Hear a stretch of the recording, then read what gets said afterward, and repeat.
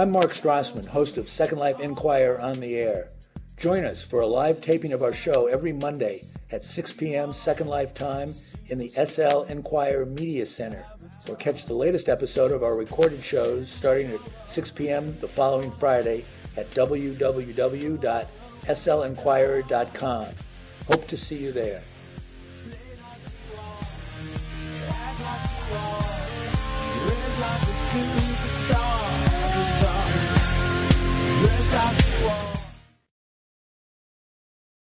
Welcome to Second Life Inquirer on the Air, a live program that covers the latest developments in the virtual world of Second Life.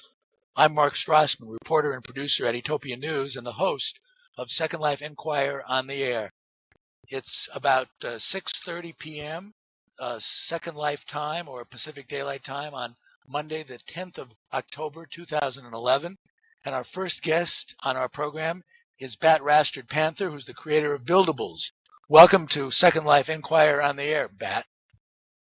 Thank you very much. I appreciate the invite. Tell our listeners, by way of background, if they're not already aware of it, what breedables are, because breedables are being transformed by what you're doing. So we want to let them know what a breedable is. A breedable has been around. They've been around for about a year and a half. They are a form of animal or item that can be bred to create another one of that breedable, and then you can actually sell that breedable on the open market. That's the quickest way to explain a breedable. And examples of them, which we've seen in the past, are horses and rabbits, among others. Yeah, there's quite a few out there. Okay, now tell us what buildables are and how they're similar to and how they differ from traditional breedables. Okay, well, buildables are a system that we have designed more for longevity as well as creativity, multi-levels of the secondary market. It's the first system on Second Life to actually be able to build different types of items. With most breedables, you're going to continue to get the same breedable over and over again, but you get different textures and some cool new features. I'd like to talk about one of the companies, Miru's. They've done a really good job with their product. They're very successful. They did a lot of development on their product, and they did a very, very good job. Buildables is something I'm very, very excited about. Now that it's actually live, the fun now begins for me and the team. We get to create these new things at will and make them buildables. So suggestions are coming in from people. Oh, you should try one of these, and we can actually do that. We have guest builders that come in that build for us from time to time, that create different styles of bots to bring in a new, fresh idea and a different perspective of a design to come into a system. Okay. So there's a basic explanation about buildables. All right. We'll be right back after these commercials.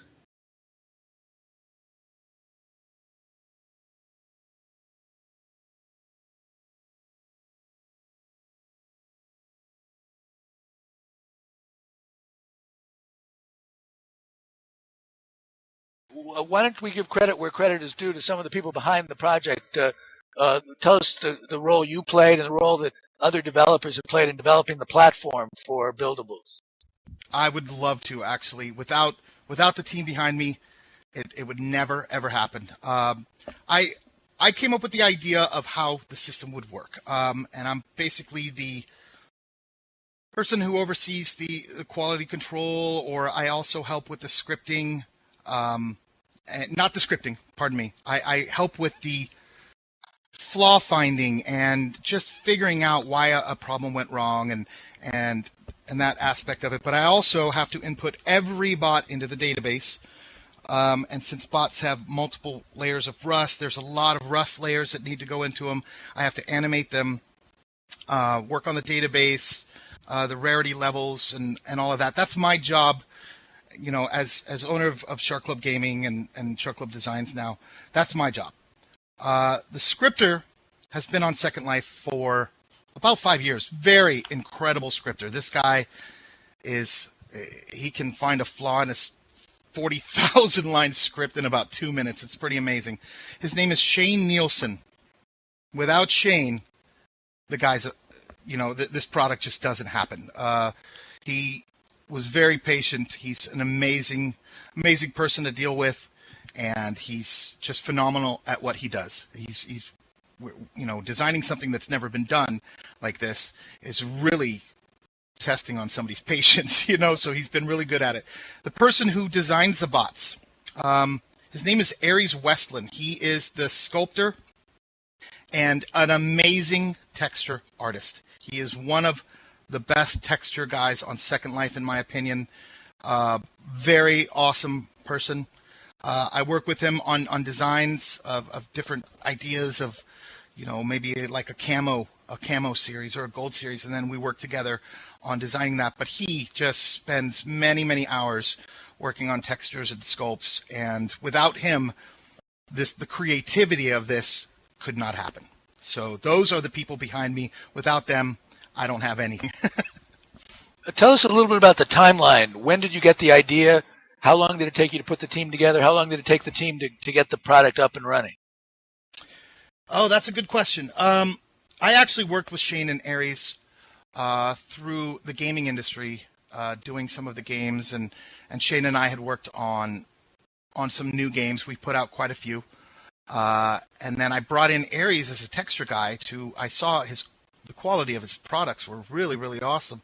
And the guy can do just about anything in Second Life, from animations to scripting to sculpting to textures. Anything you want, he can actually do. He's pretty amazing. I was already working with them through the games, and we had been working together for a good 9 months more, maybe almost a year together. I couldn't even remember. Basically, we came up with this idea in June, late June, maybe even a little later, maybe August. It took about 2 months to get it all scripted, get all the bots into the database to get the system started. We've already got almost 200 different bots into the database, as well as the scripting, the websites, the sim design, in about 2 months. So I'm really impressed with what these guys pulled off that fast, and they're amazing guys. Okay, now we've looked at this a little bit from the developer's point of view. Let's talk about it from the end user's point of view. Where are people going to go to get these buildables? There is a sim called SharkClub Buildables that they can go to. That's where we are selling the starter packs as well as the information you can find about that. Or you can go to the website at www.mybuildables.com. Sign up for the website, and in the forums there is a ton of information.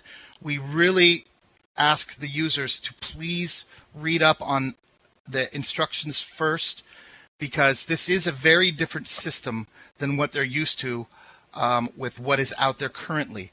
There are a lot of do's, a lot of don'ts, a lot of hints, a lot of ideas. There's different build strategies. So there's a wealth of information on the website, but SharkClub Buildables is the sim.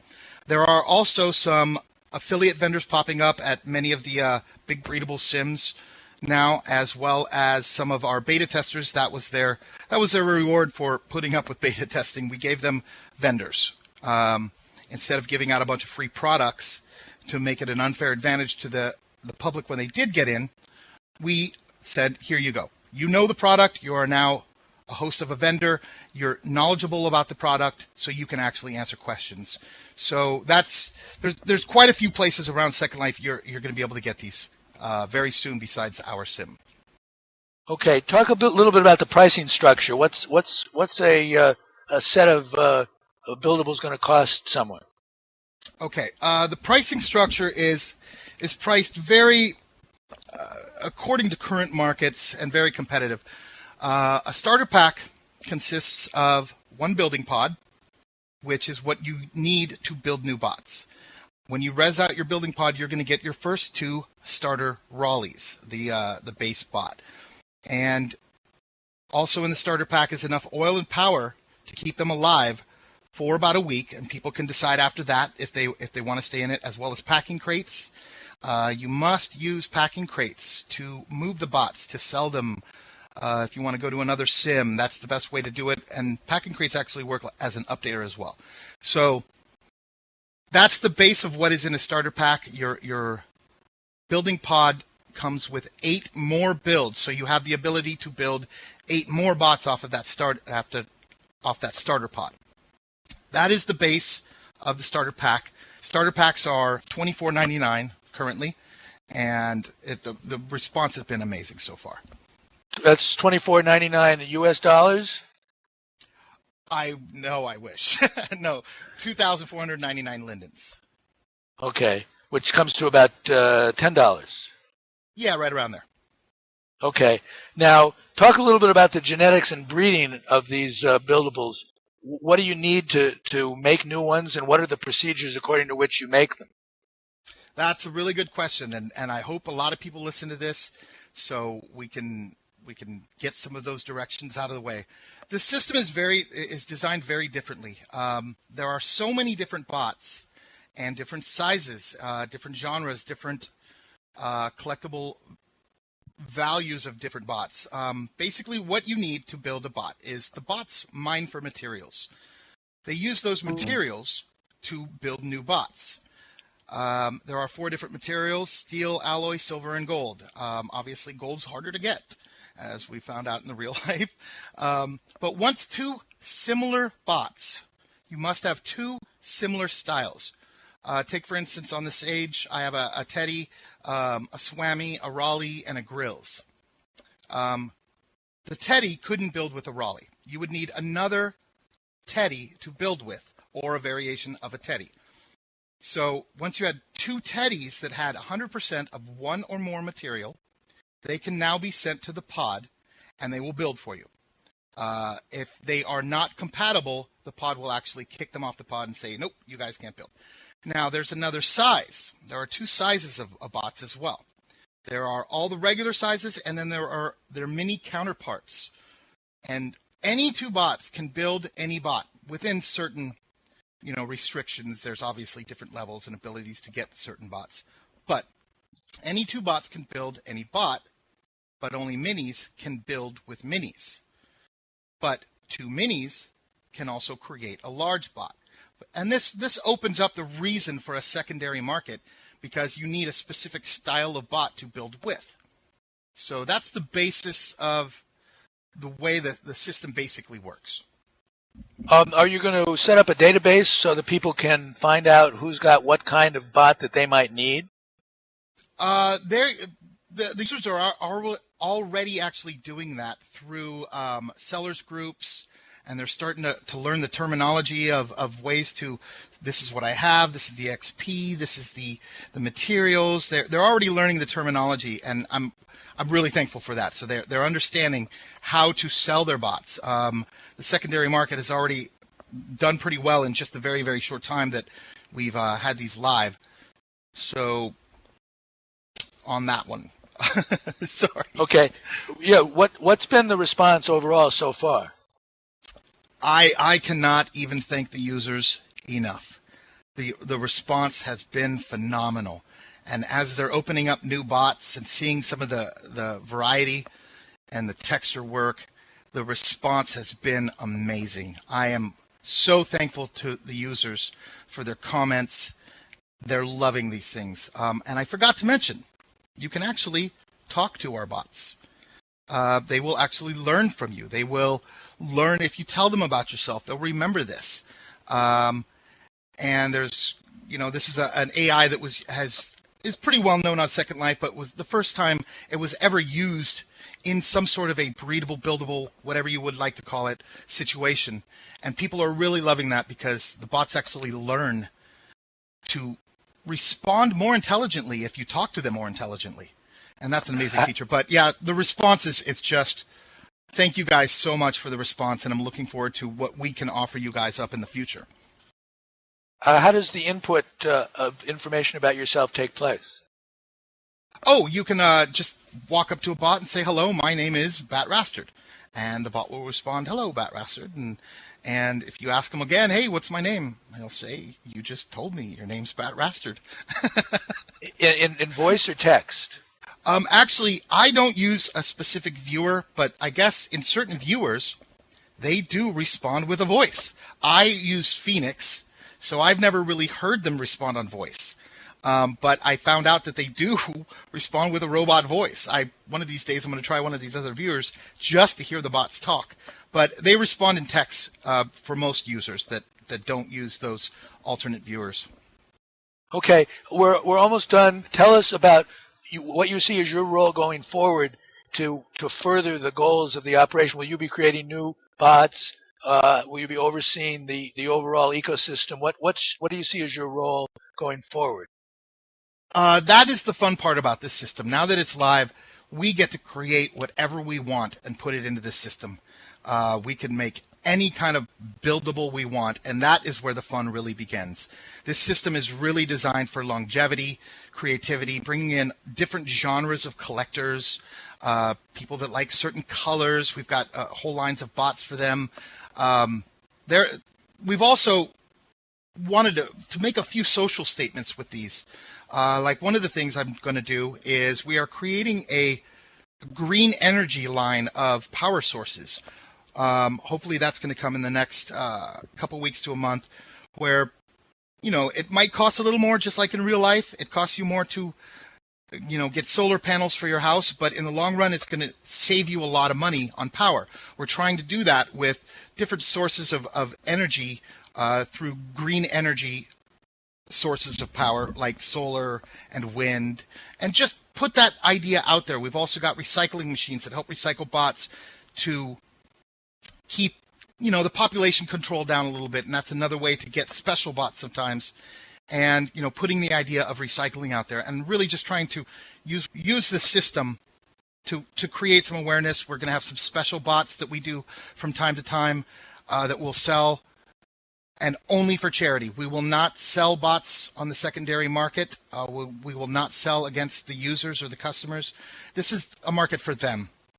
And that's what we're really trying to create, is a market for the users to enjoy, to get out there and promote and make some lindens and have fun doing it. That's really what I'm trying to accomplish with this system. Okay, well, thank you very much for your work and for talking to us about it today on Second Life Inquire on the Air. Before you go, tell us one more time where people can go to get their starter kits.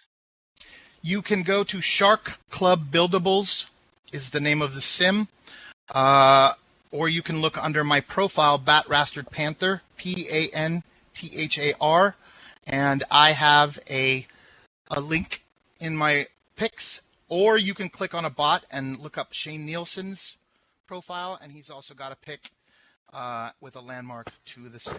Or visit www.mybuildables.com. There's information on there with a link as well. And thank you so much for inviting me. You're very welcome, and thanks for appearing today on Second Life Inquire on the Air.